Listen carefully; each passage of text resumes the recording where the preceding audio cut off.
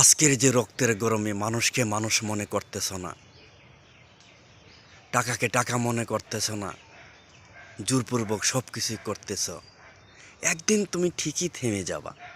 সেটা বার্ধক্যের কারণে হোক, অসুস্থতার কারণে হোক, দুর্ঘটনার কারণে হোক। মাসের পর মাস চলে যা, বছরের পর বছর চলে যা, তুমি একটা ওয়াক্ত নামাজ পড়ো না, একটা দিনে তুমি ফজরের নামাজ পড়ো না। হাই যুবক ভাই, কি হবে? সেদিন শুধু আফসোসই করবা, কি করলাম জীবনে? একটা ওয়াক্ত নামাজ পড়লাম না, রাসূলের সুন্নাহ অনুযায়ী চললাম না। কি হবে আমার আখেরাতে? কি হবে আমার কবরে? কি হবে আমার কিয়ামতের মাঠে? কি হবে? এখনো সময় আছে ভাই, নামাজ পড়ো ভাই। কেন নামাজ পড়বা না?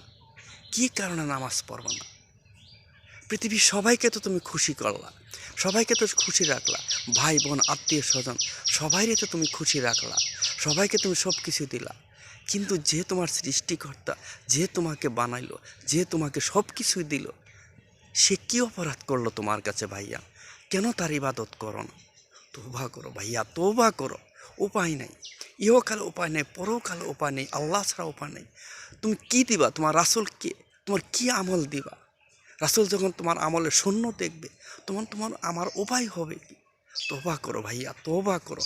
৫ ওয়াক্ত নামাজ পড়ো, রাসূলের সুন্নাহ অনুযায়ী চলো, ইহকালে পরকালে সুখ শান্তির ব্যবস্থা করো।